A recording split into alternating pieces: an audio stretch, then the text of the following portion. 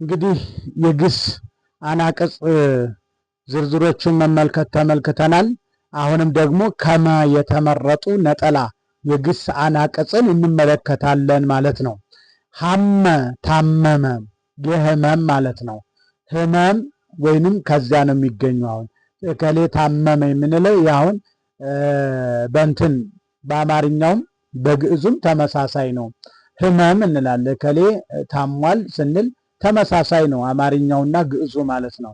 ሐመ ይሐምም ብለን ይህንን በቀተለ ቤት ይወርዳል ማለት ነው። ሐለመ አለመ የህልም ማለት ነው። ህልም አየሁ ይባላል። አሁንም ህልም አሁን ከየት ነው የወጣው? ሐለመ አለመ ከሚለው አንቀጽ ውስጥ የወጣ ነው ማለት ነው። ሐመመ ተመቀኘ ማለት ህመሜ ምቀኝነት ማለት ነው። አሁን ሐመመ ይሐምም በዚያው በቀተለ ቤት የሚወርድ ነው። ሐሰመ ከፋ ሐሰመ ይሐስም የክፋት ማለት ነው። ህሰም ህሰሜ ብሎ ይወጣል ክፋት ማለት ነው።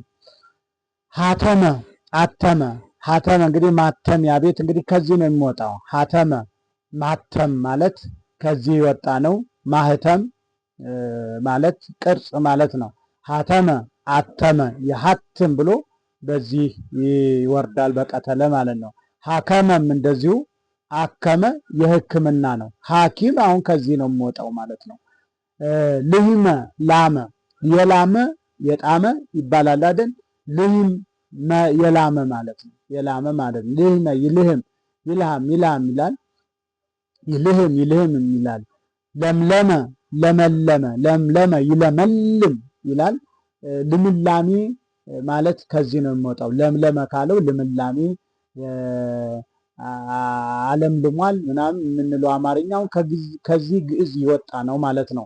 የምነግራችሁ ምንድን ነው ግዕዝና አማርኛ የተቀላቀለ መሆኑን ነው። አሁን ለቀመ ለቀመ የማንኛውን የወደቀ ነገር መልቀም ማለት ነው።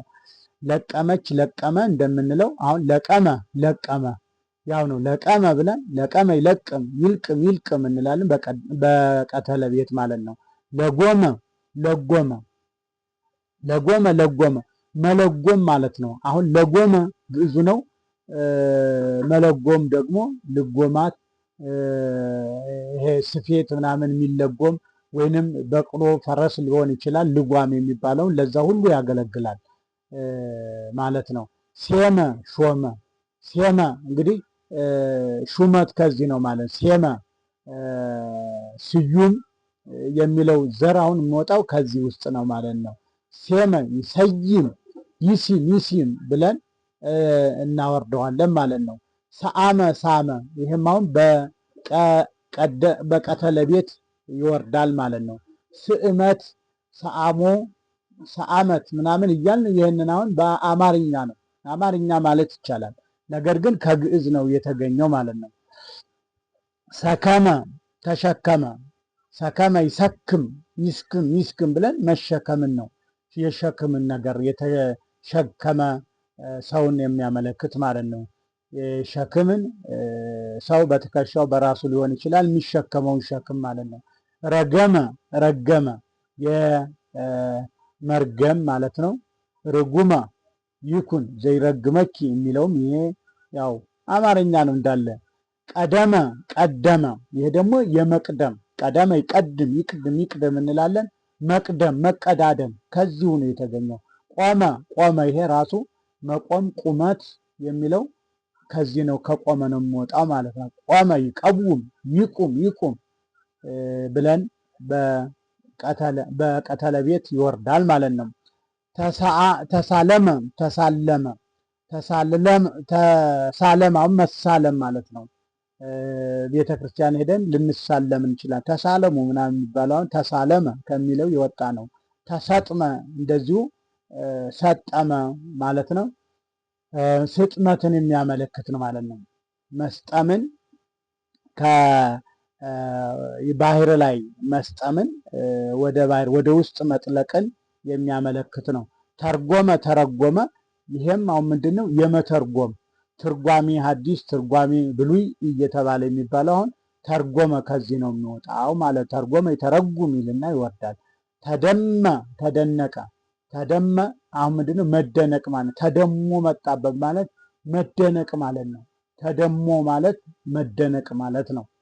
ኖመ ተኛ ነዋም ማለት ከዚህ ነው የሚተኛው መተኛት ማለት ነው። አርመመ ዝም አለ አርምሞም ከዚህ ነው የሚወጣው ማለት ነው። አርመመ ያረምም ብለን ያርምም እንላለን። አቀመ አቀመ ለካ አቀመ ለካም ይላል። ይቅም ይለካ የልክ ማለት ነው። ልክ ማለት አንድ ነገር ልኩን ማወቅ ማለት ነው። ሌላው አነመ ሰራ ማለት ነው። የአንም ይእንም ይላል። ምንድነው መስራት የመስራት በተለይ አሁን የሸማ ስራን በሚመለከት የሸማኔነትን ስራ የሚመለከት ነው አነመ የሚለው። አደመ አማረ አዳም አሁን ከዚህ ነው የሚወጣው። አባታችን አዳም የተባለው አደመ አማረ ይእድም ይላል። በቀደሰ ቤት ነው የሚወርደው ማለት ነው። ከረመ ከረመ የክረምት ነው። አሁን ከረመ ከረመ የክረምት ማለት ክረምት ከዚህ ነው የሚወጣው። ከርም ክረምት የሚለው አሁን ከርመ ከረመ ከሚለው ማለት ነው። ከተመ ጫፍ ሆነ የሚለው ከተመ ይከትም ይክትም ይልና ከተማ ጥሬ ዘራውን ከዚህ ነው። ከተማ ስብስብ ማለት ነው። ስብስብ ማለት ነው። ጫፍ ሆነ ማለት ሰዎች የተሰባሰቡበት አንድ ላይ የከተሙበት ለማለት ነው። ዘነበ የዝናብ ነው። አሁን ዝናብ የሚወጣው ከዚህ ነው። አሁን ዝናማት የሚለው ዘንመ ዘነመ ዘንመ ይዘንም ብለን ይወርዳል ማለት ነው። ደክመ ደከመ የድካም ነው። አሁን ድካም ከዛው ይወጣ ነው። ደክመ ካለው ይወጣ ነው ማለት ይደክም ይላል። እንደዛው እንደዘንመ ማለት ነው። ደገመ ደገመ ደገመ ይደግም ይድግም ይላል። መድገም ማለት ነው። መደጋገም አንድ ነገር ዳዊት ውዳሴ ማርያም ደገመ ማለት አሁን ጨረሰም ለማለት ነው። ግን መድገም ጸሎት ማድረስን እንትን ይሰጣል ማለት ነው።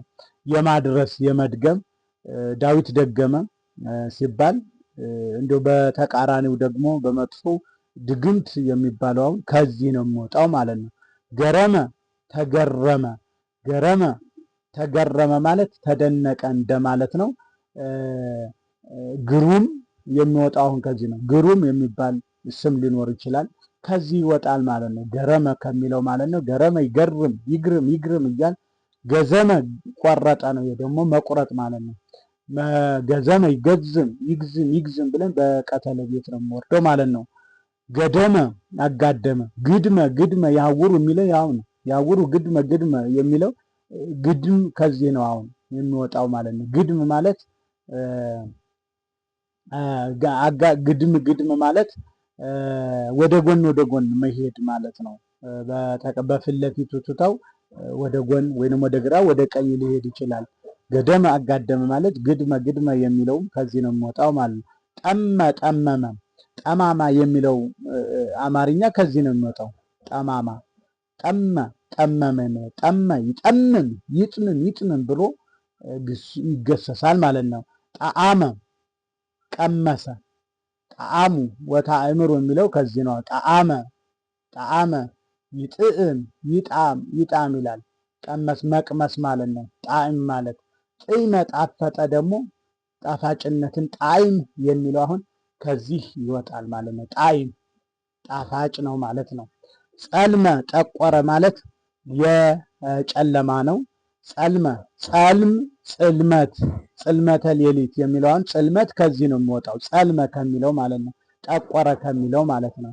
ፈጸመ ጨረሰ ይላል። ፈጸመ ይፈጽም ይፍጽም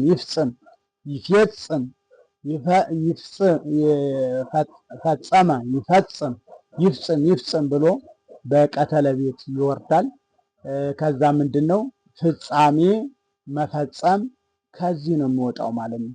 ስለዚህ እነዚህን አሁን በተለይ ታዳጊዎች ወጣቶች በደንብ ከሀ ጀምረው አሁን ከሀ የሃን የለን አሁን መላይነን እስከ መጨረሻው እስከ ፐ ድረስ እንደዚሁ የተመረጡ ግሶችን እናያለን ማለት ነው። ስለዚህ በደንብ ተከታተሏቸው። ከዛ በኋላ እነዚህን ከታወቁ ማርባት ከቻልን አሁን በግዕዝ የፈለግነውን ነገር ድርሰት መድረስ እንችላለን ማለት ነው። ስለዚህ ሰብስክራይብ፣ ሼር፣ ላይክ፣ ኮፒ ሊንክ አድርጉልኝ። ይህንን ሚዲያ ሰፋ አድርገን እንድናይበት ማለት ነው፣ እንድንማርበት። ወደፊት እነዚህ ግሶቹን ከጨረስን በኋላ ወደ ቅኔ ዘረፋ እንሄዳለን ማለት ነው። ለዛሬ ይቆየን።